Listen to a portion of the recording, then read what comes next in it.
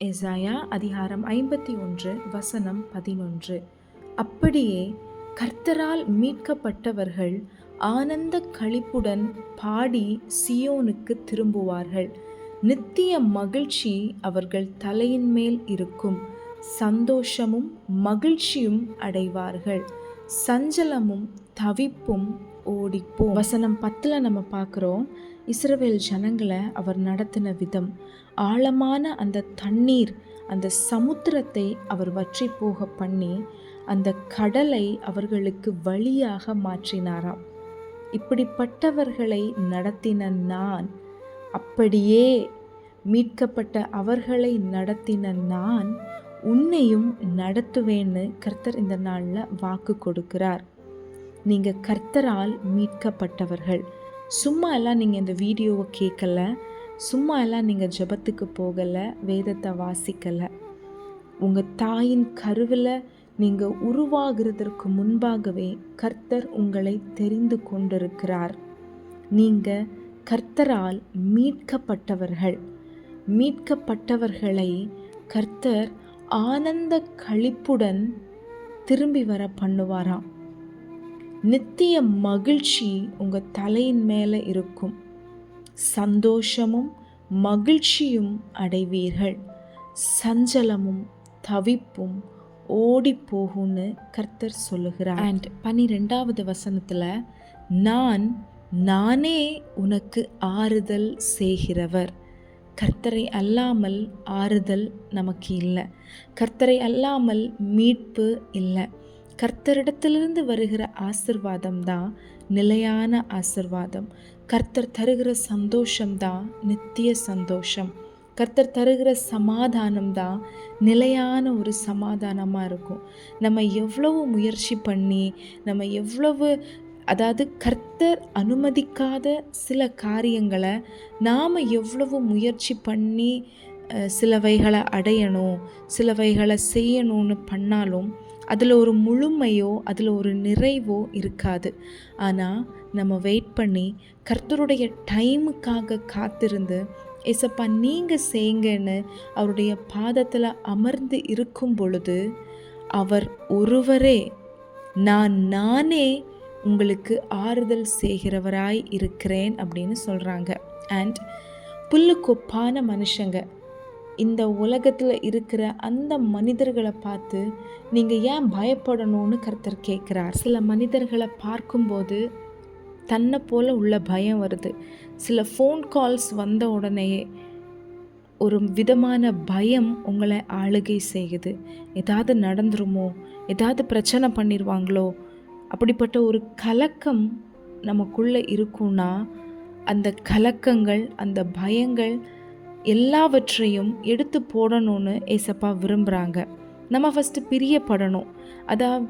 நம்மளுடைய வாழ்க்கையில் வருகிற பிரச்சனைகளை ஃபேஸ் பண்ணணும்னு கர்த்தர் விரும்புவார். மனிதர்களை, சில ஃபோன் கால்ஸை, சிலவைகளை நம்ம ஃபேஸ் பண்ணி தான் ஆகணும். அதை பார்த்து பயந்து எவ்வளோ நாட்கள் நம்மளால் ஓட முடியும்? மறைந்து ஓட முடியும்? இல்லை. எல்லாவற்றையும் ஃபேஸ் பண்ணலாம். ஏசப்பா கிட்ட உதவி கேட்கலாம். ஏசப்பா, இந்த மனுஷங்களை பார்க்கும்போது எனக்குள்ளே ஒரு பயம் வருது. சில ஃபோன் கால்ஸ் வரும்போது எனக்குள்ளே ஒரு பயம் வருது. ஏதாவது பிரச்சனை ஆயிருமோ, இல்லை ஏதாவது நடந்துருமோ அப்படின்னு. இந்த பயங்கள் என்னை விட்டு மாறட்டும். ஏசப்பா, நான் உமக்கு மாத்திரம் பயப்படுகிற ஒரு பிள்ளையாக இருக்கணும்னு கேட்கலாமா? ஏசப்பா, அந்த பயங்களை, தேவையில்லாத பயங்களை கர்த்தர் நம்மளை விட்டு மாற்றுகிறார். கர்த்தருக்கு பயப்படுகிற பயம் மாத்திரம் நம்மை ஆளுகை செய்யட்டும். ஒவ்வொரு நாளும் நம்மளோடு பேசி வாக்குத்தத்தங்களை தந்து நம்மளை தேற்றி ஆறுதல் படுத்துகிற தேவன் எப்படிப்பட்டவர் தெரியுமா?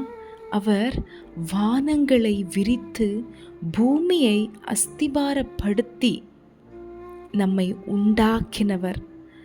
கர்த்தரை மறக்கிறதற்கு நீ யாருன்னு கர்த்தர் இந்த நாளில் கேட்குறார். இஸ்ரவேல் ஜனங்களை நடத்தினார் என்றால் நம்மையும் நடத்த அவர் வல்லமை உள்ளவராய் இருக்கிறார். நம்மளுடைய கரங்களில் கொடுக்கப்பட்டிருக்கிற இந்த வேதம், இதில் எழுதப்பட்டவைகள் வெறும் கதை மாத்திரம் அல்ல, உண்மையாகவே நடந்த சம்பவங்கள். அவங்களுக்கு செய்வார் என்றால் நமக்கும் செய்வார். இந்த நம்பிக்கை ஒரு நாளும் நம்மளை விட்டு போகக்கூடாது. அண்ட் கர்த்தருடைய செய்கைகளை, அவர் செய்தவைகளை ஒரு நாளும் நம்ம மறந்தும் போகக்கூடாது. அவங்களுக்கு செஞ்சீங்கன்னா எனக்கும் செய்வீங்கப்பா. ஏதாவது ஒரு கடினமான பாதையில் நம்ம போனோம்னா அப்பாவோட பாதத்தில் அமர்ந்து, ஏசப்பா, நம்ம வாயில் வார்த்தைகள் வராமல் இருக்கலாம், ஜெபம் வராமல் இருக்கலாம், ஆனால் இருதயத்தில் எப்போவுமே, ஏசப்பா, இந்த சுச்சுவேஷனில் என் கூட நீங்கள் என்ன பேச விரும்புகிறீங்க, என்னை தேற்றுங்க, என்னை ஆறுதல் படுத்துங்க, எனக்கு கஷ்டமாக இருக்குது, என்னை கண்ணீரை துடைங்க அப்படின்னு சொல்லி ஏசப்பா கிட்ட அந்த இருதயத்தை அவரிடத்துல தெரியப்படுத்துகிறவர்களாய் நம்ம இருக்கலாம். ஒரு நாளும் ஏசப்பாவை மறக்காதவர்களாக இருக்கலாம். அப்படி நம்ம கஷ்டமான பாதையில் ஏசப்பாவை தேடும்போது நம்ம கடந்து போகிற பாதையின் வழியாய் கடந்து போன சிலரை குறித்து கர்த்தர் நமக்கு காண்பித்து தருவார்.